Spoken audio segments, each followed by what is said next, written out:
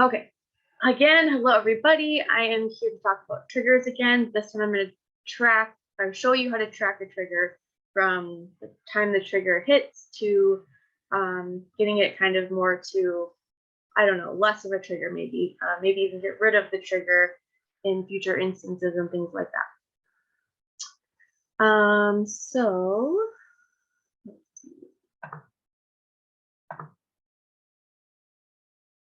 All right.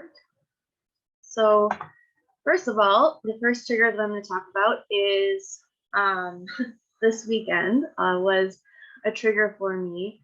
So I was at the cabin with my family, and it was really fun. It was a wonderful weekend, except on Sunday, my parents were staying at a separate location, and they were supposed to be at the cabin at 8 o'clock because they were going to go golfing.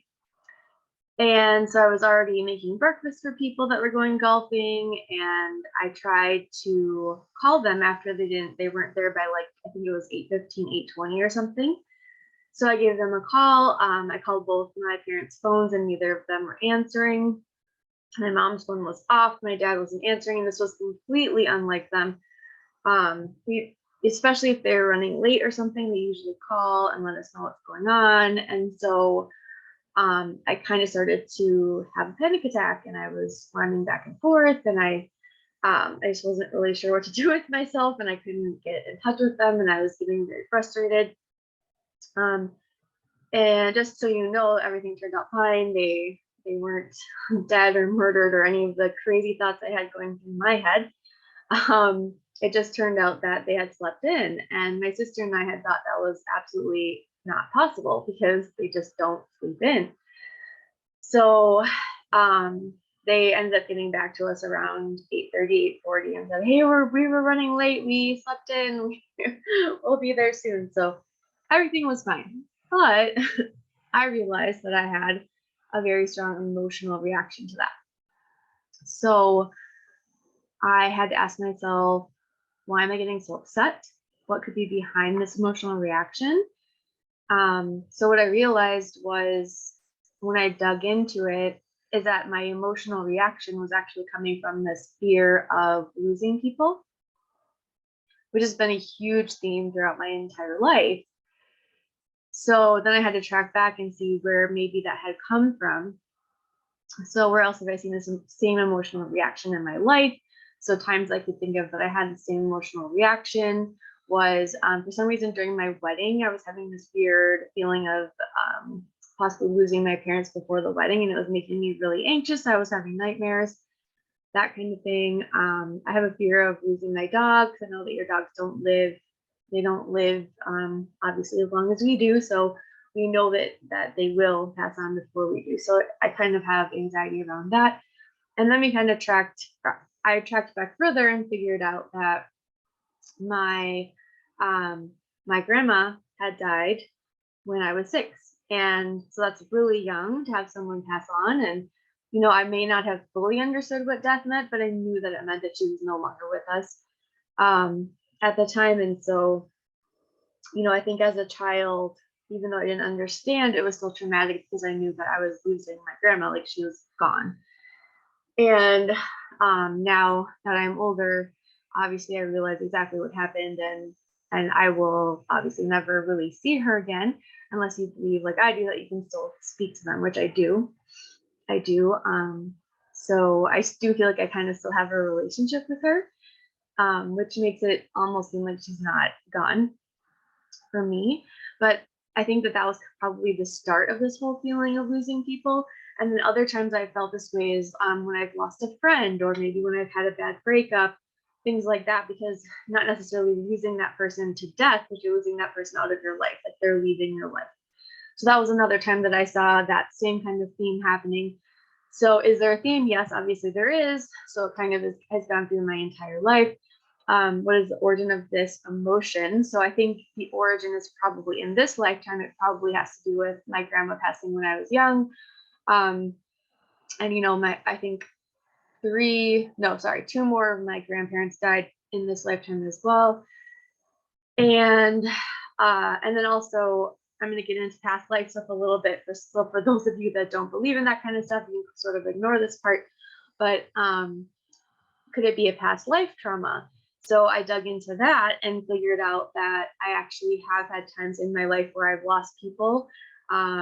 There was a lifetime where my family was kind of there was some sort of war going on, and I remember I must have been hiding, and in that lifetime I was hiding, and I was watching my family basically get murdered by some people that were fighting in the war, and including my sister in that lifetime and my parents. I watched them all die.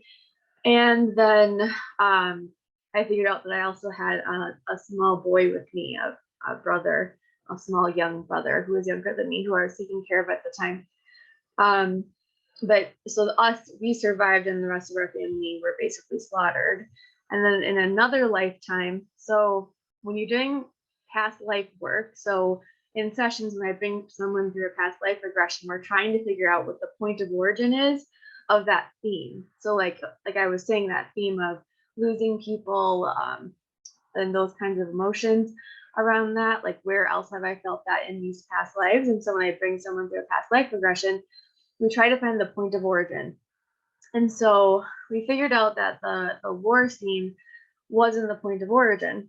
And so when I went back a little further, and I kind of went back into my own regression again, I was working with a healer on this. So she was helping me figure out what the point of origin was, and we figured out that there was this lifetime that was sort of it reminded us both of kind of like the Titanic, like there was some sort of shipwreck, and I lost everybody that I loved on the shipwreck, and I survived, but I spent at least a couple of days or so in the water, in the ocean. And we also kind of figured out that I kind of have a fear of the ocean and sharks, and like, I don't know, I kind of the unknown of what's underneath me kind of thing.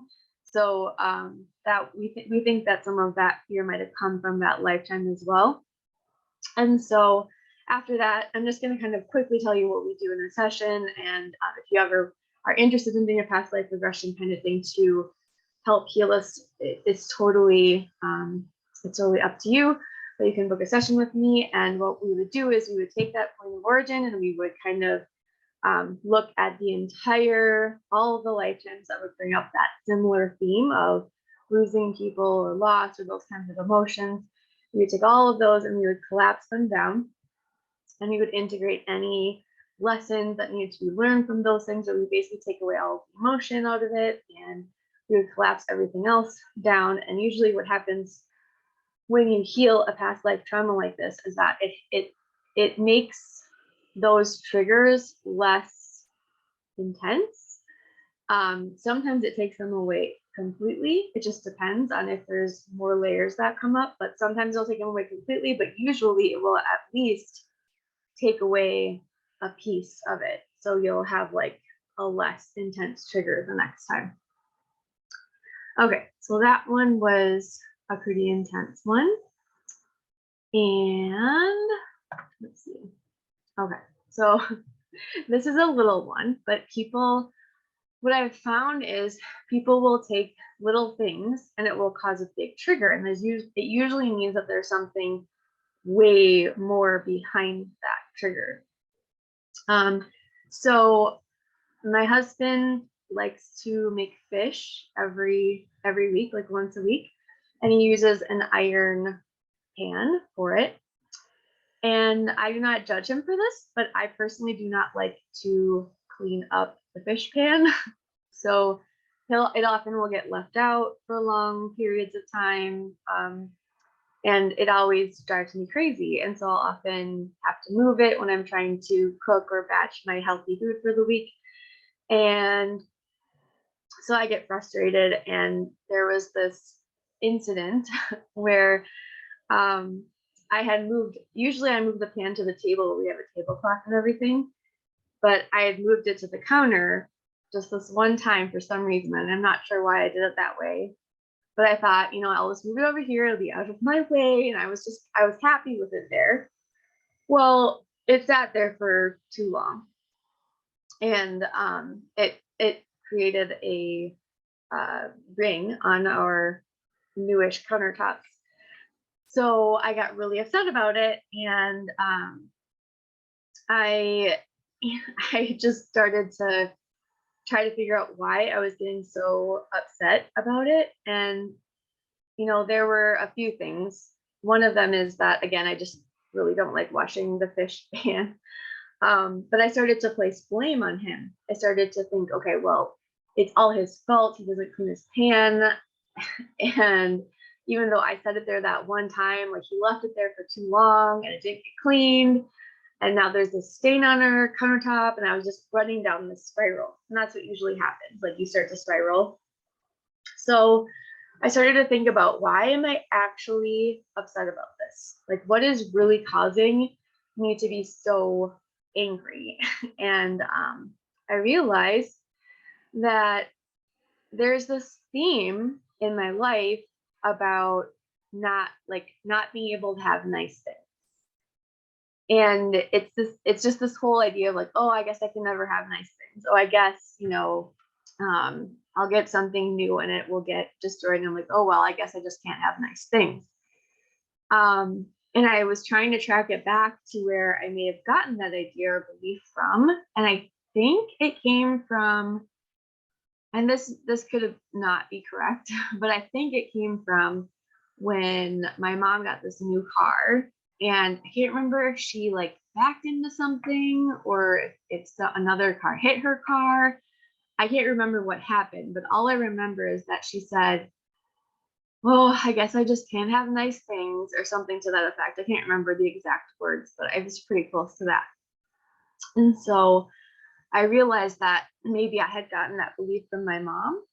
Um, it's possible. And then I just sort of took it with me throughout however long. Um, so what I ended up doing was we had we have two of those dish pad things that you can put your dishes on to dry.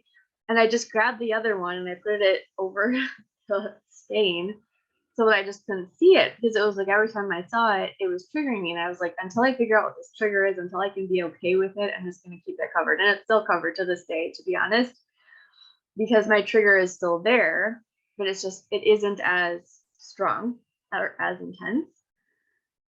So let's see what I've worked through so far. When I'm getting upset. Yep. So what could be behind this emotional reaction? I figured that out. Where else have I seen this same emotional reaction in my life? So I've definitely seen this theme in other places.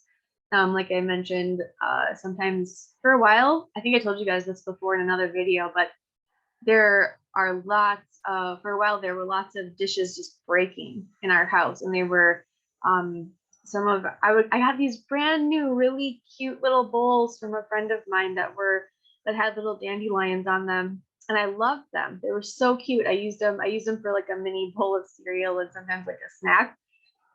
And they like literally, I swear, they shot out of the cupboard, landed on top of one of our wedding plates, and both bowls and the plates broke.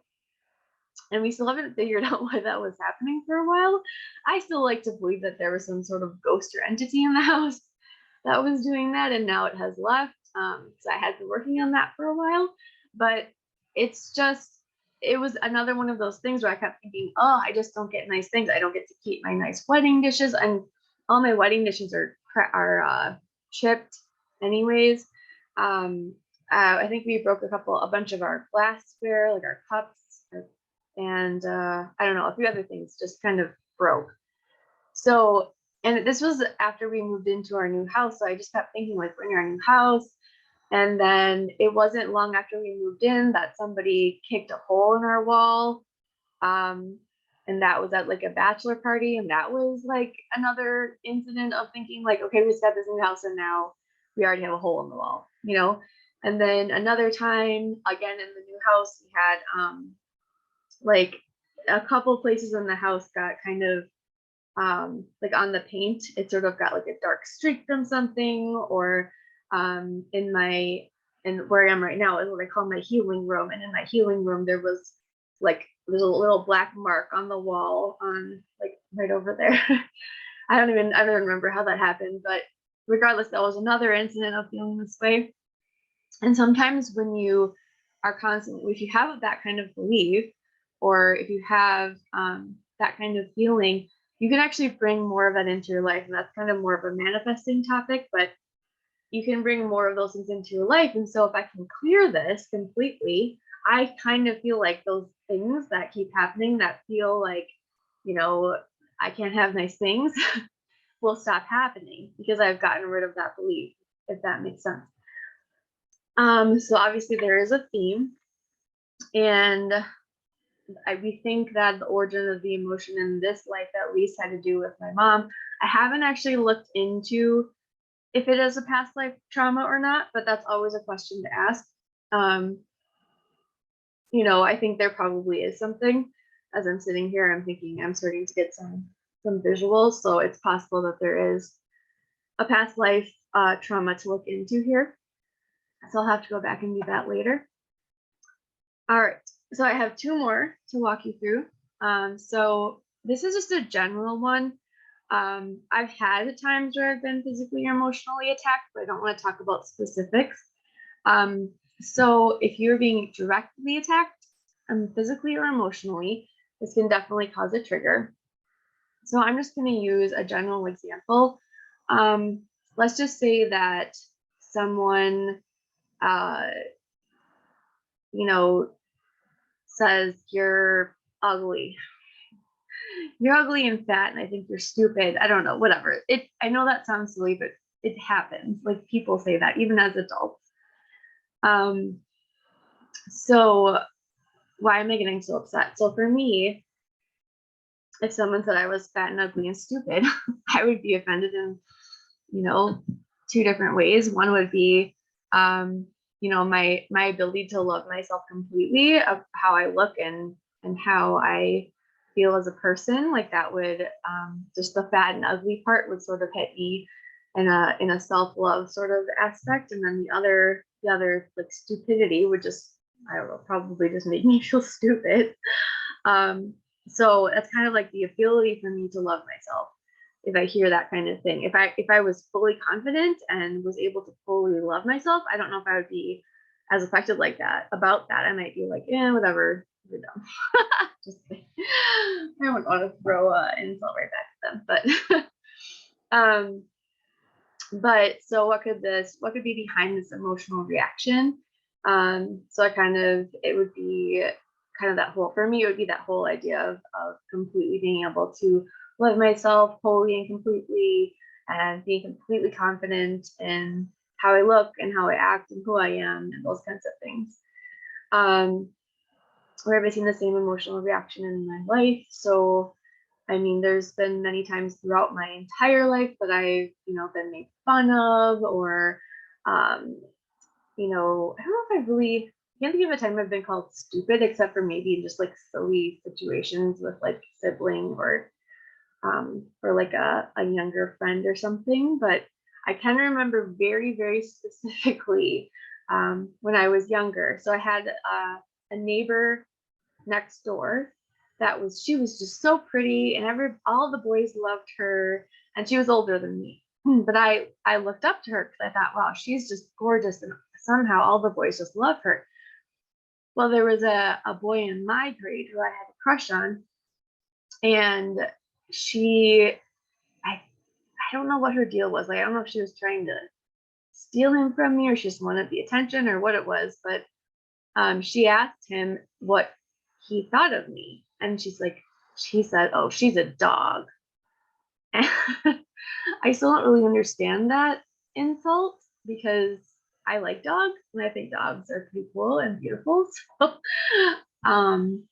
but I was hurt by that. I was hurt by that kind of comment, and you could tell he was trying to insult me.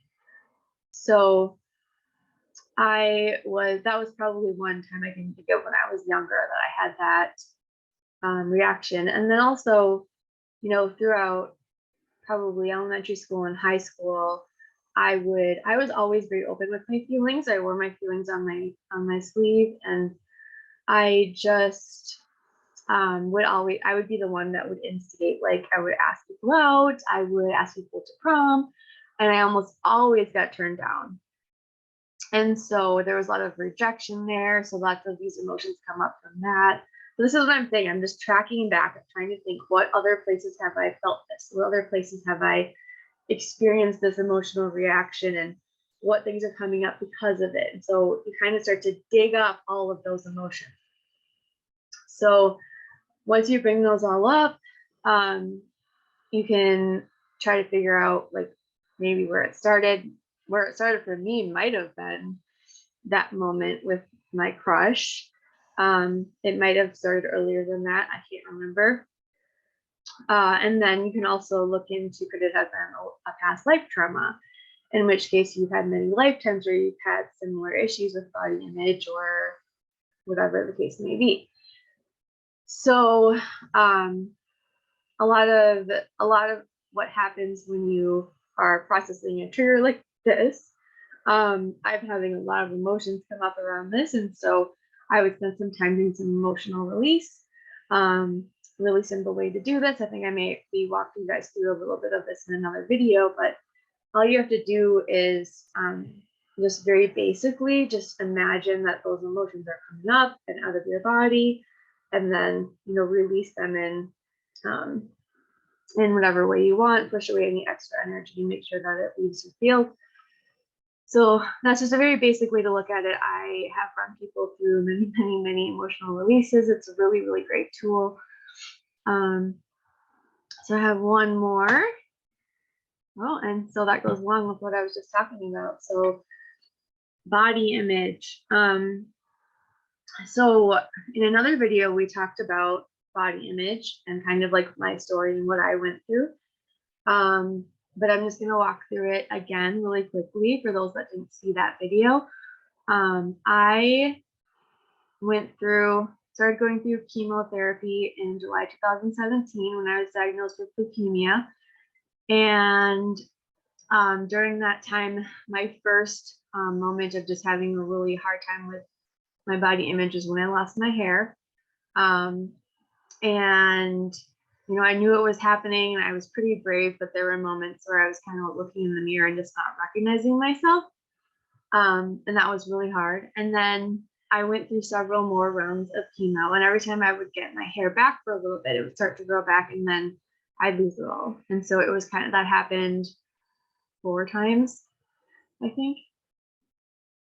Maybe more than that. So it happened 4 times. I had 7 rounds of chemo, but I lost my hair 4 or 5 times. And that was really hard. It was really hard every time because I would start to get my hair back and think, okay, I'm good now. And then I'd have to go back and get more chemotherapy. And then after I had my bone marrow transplant to treat the leukemia, I started having something called graft versus host disease, where the cells, my sister was the donor, and her cells were starting to kind of attack my body. And I was getting these really bad mouth sores, and it was really hard to eat. And so my doctor put me on high dose prednisone. And during that time, I went from 97 pounds from going through chemo and everything. I've lost a bunch of weight. And then I went from 97 pounds to 170 pounds within 6 months time. And so I look a lot better than I did back then, but my face was literally like this big balloon, and I had I still kind of have a stomach from it, but I had a much bigger stomach, and my breasts grew bigger, which I was just not used to at all. I had like big fat arms. Like, it was just crazy how much I exploded. And my doctor was actually kept saying, "Oh, you're really sensitive to this drug. You're really sensitive to this drug." And like, everyone that I've talked to in my prednisone support group has said the same thing. Like, I don't know how I'm a unique case. So I begged him to get me off the drug. And it took like a little over a year for them to even start tapering me off the drug, which took another like at least 6 months. And then now I've been off the drug for like at least 2 years, and I still haven't gotten rid of what they call the prednisone belly, which is kind of like a pregnant belly. And my face is mostly back to normal. My arms are mostly back to normal. My legs are mostly back to normal. I just still have this weird pregnant belly. And I was on vacation, and this woman was like, she asked me, how far along are you? And I was like, nope, this is just a prednisone prego belly. And she felt terrible because she had actually been on prednisone before and was like, I hated when people said that. So anyways, that was kind of that was hard for me to, that was the first time it happened, luckily, but that was hard for me to hear that. And I think the reason is that I think my trigger is coming from society, because throughout my entire life, you start to get this idea of what beauty is from, all these pictures of these beautiful women who are like, the perfect, what they consider to be the perfect body shape, like super skinny and, perfect skin, and always have perfect makeup and perfect hair and all of this stuff. And so I thought I had to look like that. And even before I went through chemo, I had started working a desk job, and my desk job was making me gain weight because I was having to stay at my desk the whole time, eat at my desk, all that stuff, and I was not eating great either. So I started to gain weight, and I was starting to get self-conscious, like even before I went through chemo, even before I gained a bunch of weight. And I would always go to my husband and say, what's going on with I have these love handles now. Like, can you still love me with love handles? Like, I didn't even believe I was lovable if I had love handles, you guys. And that's just not cool. So I'm just loving that now they're starting to have more plus size models, and they're having, people that are main characters in movies. They no longer have to have a perfect body. I think or what they consider to be a perfect body, excuse me. So I think that that's amazing, and I hope that that continues to be a huge thing in the future, because my niece is 4, and I don't want her to grow up in the same kind of world that I did, believing that you have to have like this super thin, perfect looking body to be beautiful and all of that. So is there a theme? I think this has been going on pretty much my entire life. As soon as I started watching, princess movies and TV and all of that stuff, I always felt like I needed to look like a princess and be perfect and look the way that society thinks perfect should look. And what is the origin of this emotion? I can't remember the first time I probably started feeling like I needed to. Like, I can definitely remember when I became like a teenager, definitely like in high school, I was a lot more careful about my makeup. I had to get up early to straighten my hair and make sure I looked as good as I could possibly look. And that went all the way through, I don't know, at least past college. So once I got out of college, I kind of let go of that a little bit. But I definitely was very careful about makeup, and I felt like every time I went out on a date or anything like that, I had to look my best, which my best came from society magazines, things like that, movies. And could it be a past life trauma? It could, but at this point, I'm kind of thinking it's mostly just from societal norms in this life. So I had to kind of relearn to love myself, as you all know, and it's just something that I continue to do, and I've gotten a lot better at, but it's not perfect. So my trigger to this has gotten less and less, but I don't know. I guess if somebody came up and directly attacked me in any way having to do with how I look, it might be really hard for me to work through that trigger. But I luckily haven't really had that happen yet, besides the woman who noticed my pregnant belly. But So yeah, hopefully that doesn't happen, but if it does, I'll just have to figure out how to work through that trigger. So anyways, there's my story, and I hope that this was helpful for you guys. I've just been noticing a lot of this going on in my life with my friends and family. And so I just feel like it's really important to know how to work through a trigger, because a lot of the times it's not the person, it's not their fault. It's just something that is coming up for you that you need to work on and figure out what it is and figure out where it came from and kind of work through it. There are also triggers that come up, especially in a relationship where you live with them, that maybe you can't work through them in that moment. And maybe it's better to kind of have a conversation and just say, you know, I'm really being bothered by XYZ. And it would really help me a lot if you could work on fixing that while I work on figuring out why I'm so upset about it.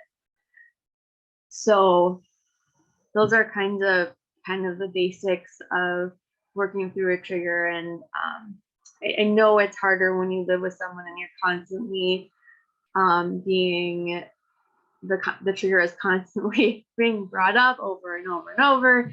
I totally understand that. That's why I think sometimes you have to have a conversation and just say, you know, I'm working through this and trying to figure out why it's upsetting me so much. But in the meantime, could you please just do this in order for me to kind of deal with things better? And that's totally valid. So lastly, I just wanted to offer up the opportunity to ask any questions that you want. If you're live right now, you can ask them, and I will answer today. If you're on the replay, you can ask in the comments and I'll come back and answer any questions that you have. And then if you're on YouTube, you can also post questions in the comments there, and I'd be happy to answer them. So let's see here. I just want to stop recording. Okay, so at this point, I'm just going to say goodbye to the YouTube people, and I hope you enjoyed this video and hope it was helpful. So see you later.